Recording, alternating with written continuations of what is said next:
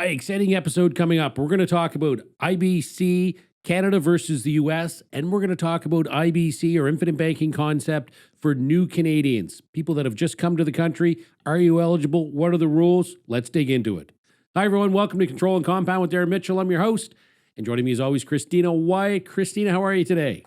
Hey, Darren, I'm doing awesome today. How are you doing? I'm doing awesome. I'm excited for this because we get a lot of questions on this, a lot of feedback from people asking questions. So I'm excited about this podcast. Yep, me too. But before we jump in, I'm going to remind everybody that if you are listening on your favorite podcast platform, you're going to want to subscribe and leave that 5-star review. If you're listening or watching on YouTube, make sure you like, subscribe, and hit that bell button so you always know when new content is coming out. And don't forget to follow us on our socials at Control and Compound on TikTok and Instagram. Alrighty, so we get a lot of questions about the U.S. stuff. So let's dig into that first, Christina. Why do you think we get all those questions about U.S. policy? Yeah, so if you're watching on YouTube, you know you can easily go down the rabbit hole on social media and YouTube and all those different videos learning about the infinite banking concept. And you're going to see a lot of videos in the U.S. There's a lot of people in the U.S. doing it, a lot of great social media videos out there.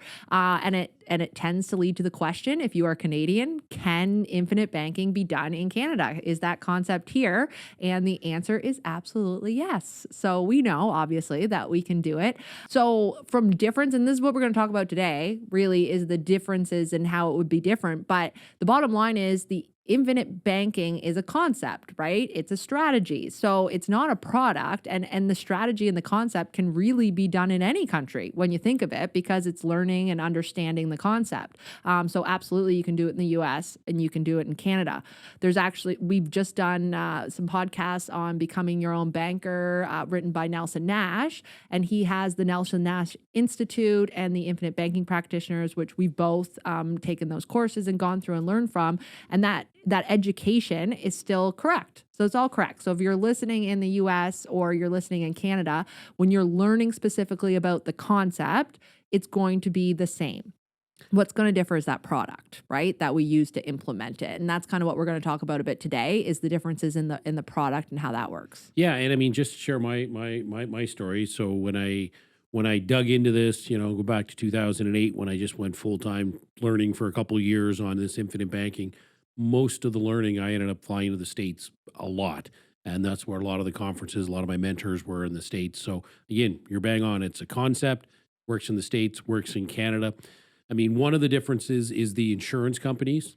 Okay. America's 10 times bigger than Canada, right? So they have more insurance companies than we do. But we're actually kind of overrepresented when it comes to insurance companies. So in the US, there's about 700 insurance companies. And in Canada, there's about 150. So they have 10 times the population and 4 or 5 times the amount of insurance companies. So 150 companies in Canada, but of those 150 companies, we're down to about 5 we really will use on a regular basis, depending upon what the situation is. But so 150 companies, about 5 that we're going to use on a regular basis. So companies, the amount of companies is different. Another thing is the terminology, and you'll find that when you're reading or listening to some of the content in the US, you're going to hear words that you're not going to hear with the Canadian product.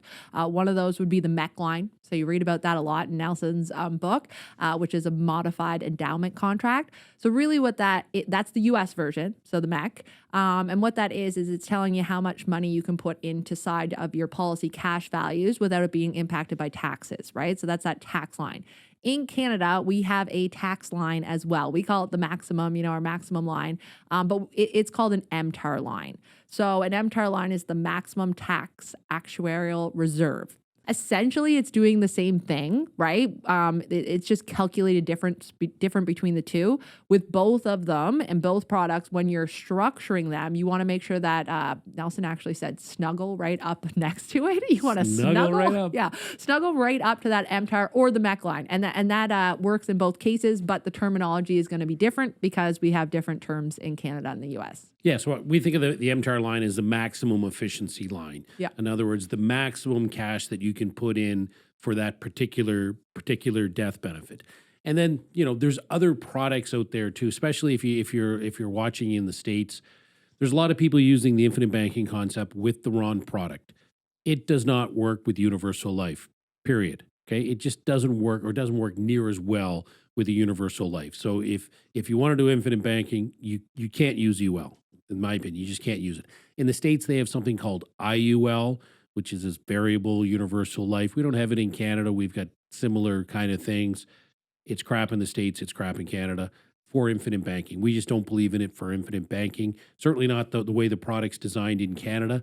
US IUL is a little some advantages that we don't have here. So there is some reasons why you might use IUL perhaps in the States, but in Canada, it's participating whole life or that's it. That's Yeah, the I do product. think there's a lot of confusion that comes from that IUL because when you're looking, because I've gone down the rabbit hole as well, when you're looking at those videos, there's a ton in the US that pop up with that IUL. A lot of them when they're talking infinite banking. You don't see it as much actually in Canada. I think people do know the difference a little bit more.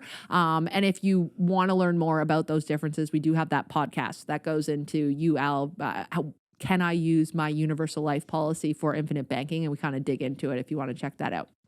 Okay.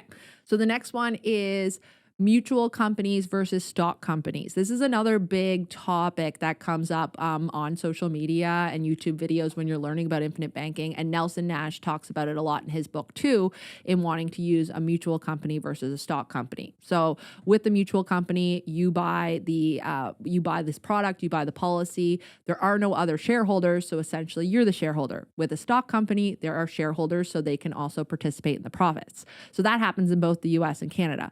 When it comes down to choosing the policy in the U.S., it is more important to choose a mutual company. It's a little bit different here in Canada because we have what's called a participating whole life product, which essentially you become the owner of that fund and that policy when you're purchasing it.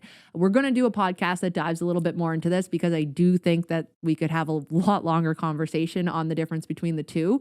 But in Canada, if you're using a participating whole life policy, whether it be with a mutual company or a stock company, you're okay. You can use that. So that's one thing to keep in mind. There are non-participating out there. Do not use those. So you have to use a participating whole life policy in Canada.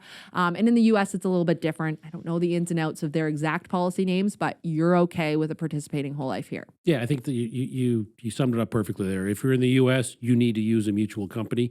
If you're in Canada, you need to use either the mutual company or the other companies that have participating whole life, and we would kind of put those under the same umbrella in Canada. The States doesn't have those participating UL. They only have stock companies and mutual companies. In Canada, we've got the third participating, which effectively you still own the fund, so you're going to accomplish the same goals. And then the other big difference is policy loans, and this sometimes gets blown out of proportion. I've been doing this a long time. I have never had a client pay tax on a policy loan. Okay, I want to say that again. I've never had a client pay tax on a policy loan. So when you go to get a policy loan in the States, they're always tax free. Okay, loans are always tax free. Doesn't matter. You could have put in 10,000 a year for 10 years. Eventually, you have 200,000 in there, and you borrow 150,000, even though you only put in 100. You're not going to pay tax on a loan in the States. In Canada, there is a point where you could pay some tax. Okay, again, where I've never seen it. You could be a point where you pay some tax if you're not dealing with an authorized practitioner that knows what they're doing. So none of our clients are going to pay tax on a policy loan, but there's actually two types of policy loans in Canada. So the ACB is the adjusted cost base, and that's basically what you put into your premium or what you put into your insurance policy less the insurance cost. So if you think of like a stock, if I buy a stock for $10 and I sell it for 15, well, I don't pay tax on the full $15. They come back and say, okay, your adjusted cost base or ACB is 10. I sold it for 15. I'm only going to pay tax on that $5 of gain. So when you get to go to get a policy loan in Canada, they kind of look at it the same way and they go, all right, Darren, you've put $100,000 into this policy. Your ACB is 100,000, maybe deduct some insurance costs off that, and I want to go borrow $40,000. Well, that's well below my ACB or what I've put in, so there's going to be no tax payable on that loan. If you reached a point where you've put in, say, 100,000, and now your cash value is 150, and your ACB was say 90. So you put in 100 less the cost of insurance. So now your ACB is 90 and you go to get a $120,000 policy loan. Well, that's $30,000 above your ACB. So in that scenario, that $30,000 of that loan would be considered taxable. So you'd pay tax on that. Now, when you paid it back the next year or the following year, then it's a tax deduction. So it's a wash. You pay tax and you get it back. But again, we don't do that because the other thing we have, both in the US and Canada, is we have this collateral loan where you go to a third party institution and you say, can we want to borrow money against this? And they're set up to be the same way. And there's online banks that specialize in this. There was a bank actually created just to do this. All the big five banks will do it, not at your local branch level, but if you know who to talk to. And those loans are always tax free. So in the later years, when your adjusted cost base is below where you want your loan to be, then you just get a collateral loan and there's going to be no tax payable on that. So if you're dealing with someone that knows what they're doing, it really, I wouldn't get too hung up on the loan. Your advisor will know. Just make sure this loan is never taxable, and there's easy ways to do that. Yeah. So that is, yeah, that's definitely a big one. And I guess there'd be questions around too if the other tax benefits are in Canada. And in the US and Canada, the cash values are going to grow inside of the policy tax free. So that's tax free. And the death benefit in both countries are both tax free. So we still have that tax free growth, the tax free when we spend it, when you're doing it correctly, and tax free on death. So same goes in both countries that way. Yeah, and I'd even add to that, Christina. People ask me, "Oh, well, does this work in Canada?" And I go, "Well, actually, I believe it works better in Canada than it does in the United States because one of the huge advantages is just what you mentioned: tax-free growth, tax-free loans, tax-free when you die. But that tax-free growth, well, in Canada, we're heavily taxed compared to our American friends. Hmm. So we're paying more tax in Canada on the growth of our money if it was outside of policy versus the U.S. So by putting it inside the policy, we're saving more tax because we're all in higher tax brackets than someone at the same income in the US. So, my take is it actually works better in Canada because we're eliminating a higher level of taxation. Absolutely. So one other thing that I just want to note on that too is people might be thinking, well, maybe I want a U.S. policy and I want a Canada policy, Canadian policy. So you can't really do that with when you're working with an advisor. They have to be licensed in the province and the country or the state. I would imagine. I don't know all their licensing rules, but I know you have to be licensed in the U.S. to sell a product there. Have to be licensed in the province and the country in order for you to put one of these policies in place for a client. So just be aware, if a firm's not licensed here, you can't go over to the States and purchase one of those policies. You do want to be working with someone that specializes in infinite banking here in Canada. And there's only a small number of us. So there's only so many that you can work with, but you're going to want to work with one that knows their stuff. Yeah, you just to reemphasize that you cannot buy an American whole life policy if you're a Canadian. You are in for a world of hurt if you do that because not only is it the whole licensing requirements, well, a lot of the tax advantages of the insurance contract are put in place for Canadians by the Canadian government for Canadians to take advantage of that. If I were to go buy tomorrow a policy in the US, there's all kinds of additional taxes that I'm going to have to pay in Canada. There's this hidden premium tax. There's all these things that I'm now going to have to siphon money off to the provincial government, whatever province you're in. Like there's all kinds of stuff. Canadian policies only work if you're Canadian or you're based in Canada. Or I guess that kind of Segue. What a perfect segue into the next part. Because Christina, we deal with a lot of new Canadians, first generation, but even more than first generation, first week. And sometimes, it's like you've only been here 2 months and now you want to talk about infinite banking. So again, other countries have similar stuff and people, new Canadians tend to really enjoy having access to their money. And they're a little suspect to maybe some government programs, depending on what the government, what country they came from. So we get a lot of interest from new Canadians. So Christina, can we just kind of clarify the rules because they're constantly changing because Canada is is bringing in so many new immigrants. The laws or the rules and regulations are constantly changing. So can you walk us through their sort of new Canadians? What are the rules? Yeah. So in good news, they are constantly changing, but for the better, which is awesome. So, before it was tricky to kind of get it put in place until you had a permanent resident or a Canadian citizen. And some of the companies still out there follow that rule. You need to be a Canadian citizen or a permanent resident in order to apply for one of these types of policies. Another company that we work with, they've kind of lightened it a bit, and they said if you've got a work permit and you've applied for your permanent resident or Canadian citizenship, they will look at it if you've been in Canada for 6 months. So not brand new, but if you've been in Canada 6 months, we're going to be able to look at it there.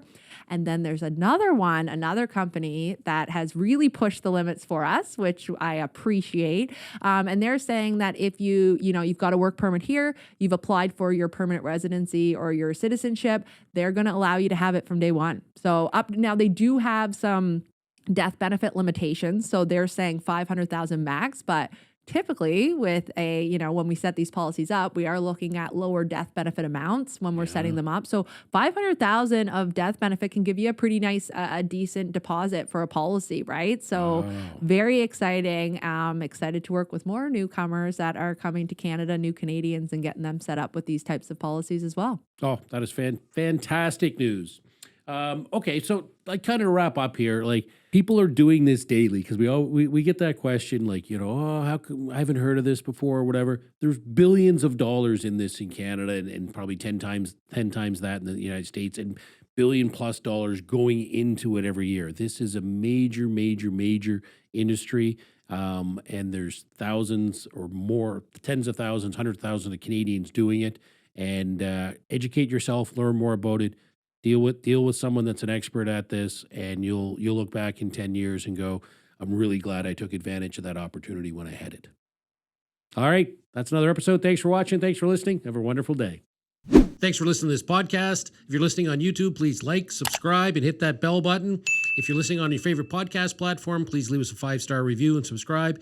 And if you want more information, check out our website, controllandcompound.com, and you can sign up for an education session with one of our wealth coaches.